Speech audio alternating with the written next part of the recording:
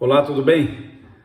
Sempre aqui a gente aborda um tema e o tema de hoje é o senso de unidade. Senso de unidade nos leva também a buscar uma conexão sobre o senso de urgência. Essa semana sai uma estatística apontando que o Brasil possui, e é uma nação comparada com as demais do mundo, por ter um percentual maior de uma população que crê em Deus. Isso é muito interessante, porque o que nos traz de vantagem é essa estatística de um povo que acredita em Deus. O que nós queremos, então, é trazer, como sempre a gente fala de temas atualizados, falar baseado no que a Bíblia nos fala sobre esses aspectos. E é um momento muito interessante quando Jesus ele faz uma oração ao Pai e ele fala para Deus, suplicando para que Deus pudesse santificar os seus discípulos, para que pudesse sustentá-los com a sua palavra e que isso fosse então perpetuado na vida de todos os discípulos de geração em geração. Mas aí ele explica depois na oração, detalhando para Deus, o Pai, por que ele está pedindo isso. E o grande motivo de Jesus estar falando isso é que ele quer permitir que os discípulos dele possam viver a experiência que ele vive com o Pai, o Filho com o Pai. E ele diz assim, para que como nós somos um, pela nossa unidade, eles também possam viver como um em nós. Tornarmos na mesma unidade, na mesma vivência, com a mesma experiência. Então, quando nós falamos quanto ao senso de unidade, nós estamos falando de uma maneira que essa unidade ela possa ser traduzida dentro de uma experiência efetiva. E uma unidade com Deus não é quando nós temos a evidência de que ao estarmos recebendo benefícios por viver uma unidade, nós na maioria das vezes observamos que uma nação que se diz crente, que crê em Deus, qual o benefício que ela tem colhido disso? Se nós somos um povo polarizado, dividido, se nós somos um povo que pega a essência do cristianismo e divide ele em diversas vertentes. Se nós interpretamos ser discípulo de Jesus a partir de uma instituição religiosa, aonde a liturgia daquela instituição religiosa é que nos forma a dar uma identidade de unidade com esse Deus. Isso tudo é um equívoco. Porque quando Jesus fala para que eles possam ser um, como nós somos um, eles sendo um em nós, ele não está falando daquilo que pudesse estar sendo formado por uma estrutura elaborada pela imaginação humana conforme interpreta a sua vontade.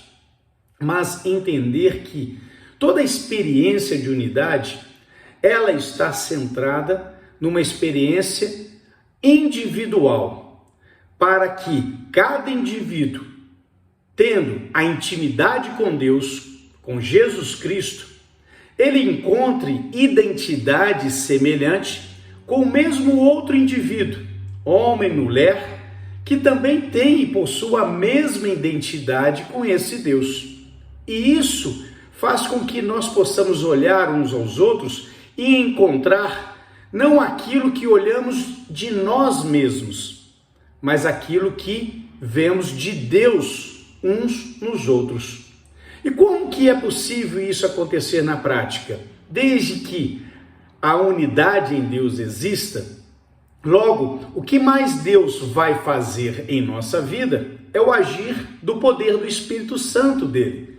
Por isso que Deus, Jesus, fala aqui aos discípulos que esperassem e que quando viesse, então, a promessa do Espírito Santo, ele, então, os encheria e os capacitaria com o poder que é de Deus, nos capacitando a viver isso. Então, quando o Espírito opera em minha vida, o Espírito está operando na sua vida, se falamos que temos unidade com Deus, o que nós levamos para a experiência pessoal é que nos sentimos dentro de uma unidade. Não nos sentimos vendo uma realidade que a nossa rotina frustra Deus. E se frustra Deus, distancia o mundo de Deus, porque Deus escolheu os seus discípulos para levar ele, Deus, ao conhecimento dos povos.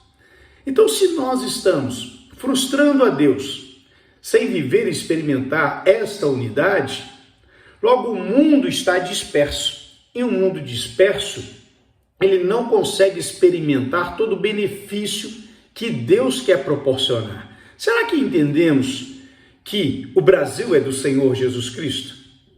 Será que entendemos que o mundo está sobre a diretriz e orientação de Jesus Cristo pelo poder do Espírito Santo? E não é que Deus não queira fazer e agir assim, mas é que, na verdade, a unidade que deveríamos ter com Deus, não sendo ela implementada, frustra o maior objetivo de Deus, que é alcançar mais e mais vidas e alcançar o mundo inteiro. E Jesus, ele está nos falando isso. Olha, o senso de unidade é um senso de urgência. E não está para eu e você imaginarmos algo por estarmos criando ou fazendo estrutura. Não é por construir locais, não é para poder ter números sendo arrolados aonde está o volume de pessoas que se reúnem. Mas está pela capacidade que eu e você temos de nos mantermos fiéis à palavra de Deus. Fiéis à intimidade com Deus. Você se sentindo em paz, eu me sentindo em paz. Você se sentindo fortalecido e eu me sentindo fortalecido. Nos sentindo capazes de buscar sempre a unidade, sempre o amor, sempre integrarmos cada vez mais a nossa casa, a nossa família, que é o nosso princípio de ministério, mas também abrangendo para que as pessoas em torno de nós não se sintam dispersas, mas que possam ser sempre entendedoras de que em você, em mim, na sua casa e na minha casa, poderão encontrar abrigo para poder compartilhar as suas necessidades, para poder compartilhar as suas alegrias, mas também as suas tristezas, e que nós possamos viver isso. Então, o que existe, na verdade, é um senso de unidade, sendo ele clamado pelo poder de Deus, para que tenha isso como princípio maior em sua vida e em minha vida. Então, o seu grande ministério, o meu grande ministério está dentro da sua casa, da minha casa. E aí sim, a partir da unidade daquilo que temos dentro da nossa relação familiar, nos tornaremos fortalecidos, preparados pelo Espírito Santo para poder ir e alcançar a outros povos, outras gentes. A igreja transformadora, o cristão e a cristã transformadora, ele vive essa experiência dessa unidade. Então Jesus, ele orou assim ao Pai, Pai, para que eles possam ser um como nós somos, e que nós sejamos atraídos isso.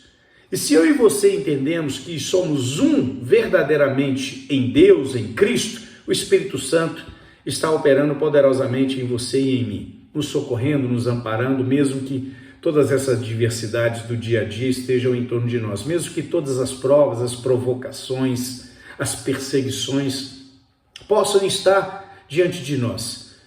Mas aquele que é e aquela que é de Deus, Deus mantém firme para suportarmos todas essas coisas, mas para alcançarmos aqueles que Deus está batendo a porta.